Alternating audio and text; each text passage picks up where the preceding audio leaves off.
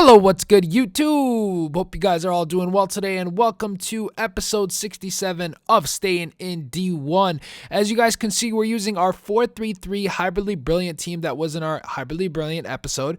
And you guys remember in our last Stayin in D1 episode, we won the Division 1 title, so we are back at it again trying to win another title. And our first match is going to be a 4-3-1-2 full BPL side.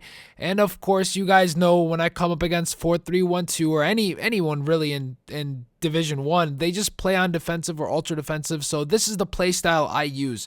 It's a very possession play style that I have. It's just pass until I find an opening, and just like that I find Quagliarella, gets some space, and his shot is immense. He's a very good striker. The only thing is I don't think he's a good striker in a 4-3-3. His work rates are a little bit off for me. I find him in the midfield a little bit too much, but he gets me right back right after I score with Stayin. Great shot, powers it to the top right corner, and then I get a free kick here. I was licking my chops. I'm like, I got Andrea Pirlo. This is going in 100%, and it just skies over this crossbar. Unfortunate that we did not get that one. Again here, late in the first half, just nice passing, finding Hazard on the wings, free to finesse that into the back of the net, and we go ahead and take the go-ahead goal. But in the second half, and early in the second half, he does some nice passing, eventually crosses it over to Torres, who's going to win the header, and he equalizes. So this game was going back and forth. And, you know, really about the 4-3-3, I just want to mention something. When people do play defensive or ultra defensive, it's very hard to score. Here's a defensive error on my part. I have no clue why company decided to try to pass it to Clichy, but Torres is going to pick it up and put it in for him to give him the 3-2 lead. However, right after he scored, I tried crossing it over to Hulk. A great shot at goal. Unfortunate not to make that one. There was a foul, but the ref does not call it, and we get one back to knot things up, and our first game is going to end up as a draw. And to be honest, guys, after this game, I was very, very disappointed in this team. I just felt like I could not score. Even those 3 goals that I had, I just felt like they were really lucky. They weren't goals that I should have scored. And, you know, I wanted to make changes right away, but I told myself, just stick through it, just see how it goes. You know, the big thing about the 4-3-3 is I don't play it the counter-attacking way. And a lot of players play it in a counter-attacking manner, the 4-3-3 that is. And I play it the possession-friendly way. But there is no 4-3-3 holding on Ultimate Team, as I mentioned in my Hybridly Brilliant episode. So it's a little bit different than head-to-head. And it kind of sucks, to be honest with you guys, because there's a huge difference between the normal 4-3-3 and the 4-3-3 holding. You can really tell the difference. As much as I hate making excuses and stuff like that, you can really tell the difference. But with that case, we decided to go ahead and stick it through and stay with the team one more time to see what we can do with it.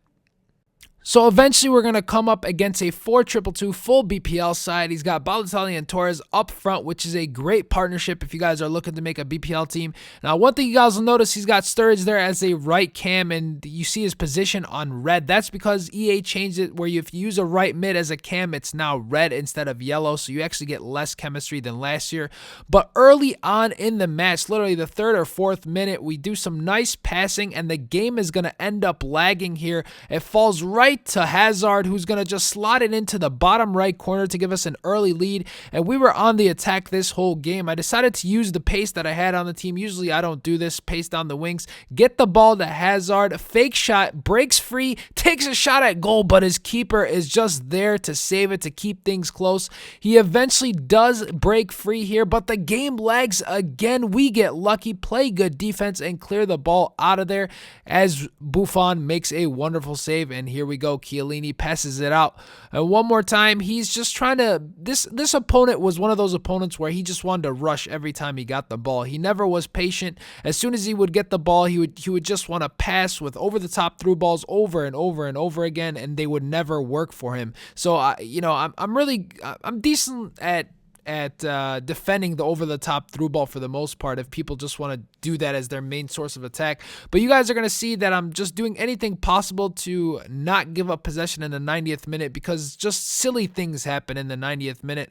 I eventually play good defense, get the ball back, and we just pass it around to make sure we're very, very patient with our passes here. We don't want to make any mistakes. I just saw the Kick TV tournament of Wheat Peeler versus FIFA Tips, if you guys haven't seen it, and I saw 2 goals in the 45th minute.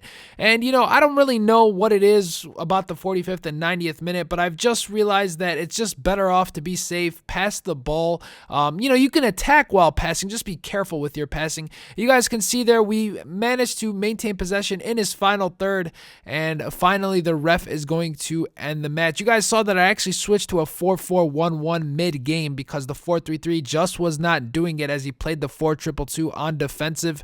And, you know, again, as I mentioned, if people are going to play defensive or ultra defensive against you and you're using the 4-3-3, it's very hard to break defenses down. With that said, guys, I know this is a short episode, but before we end it, I'm going to talk about the new series that's going to be coming out this coming week. So the new series, I'm still going to try to figure out a name before I release a video, but we're going to do something where here are the rules. So I'm going to go into tournaments and I'm going to try to win as many tournaments as possible within a given week. The following week, I have to win more tournaments than the previous week. So let's say this week I win 4 gold tournaments. The following week, I have to win 5 and try to beat my score, so on and so forth. So progressively, it gets harder and harder. Now, here's the catch. My first team that I build in the first tournament I enter, I have a 20K budget.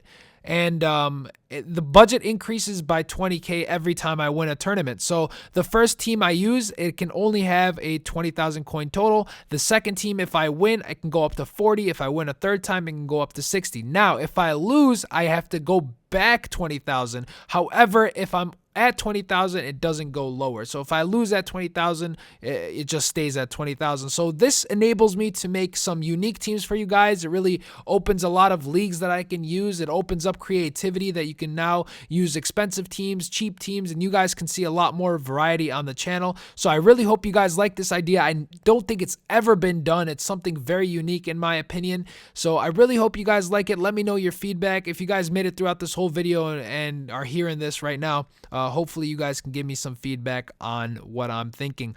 With that said, guys, I hope you guys all have a wonderful night. And if you enjoyed this, make sure you give it a thumbs up. And if you're enjoying the content, make sure you subscribe to the channel for daily uploads.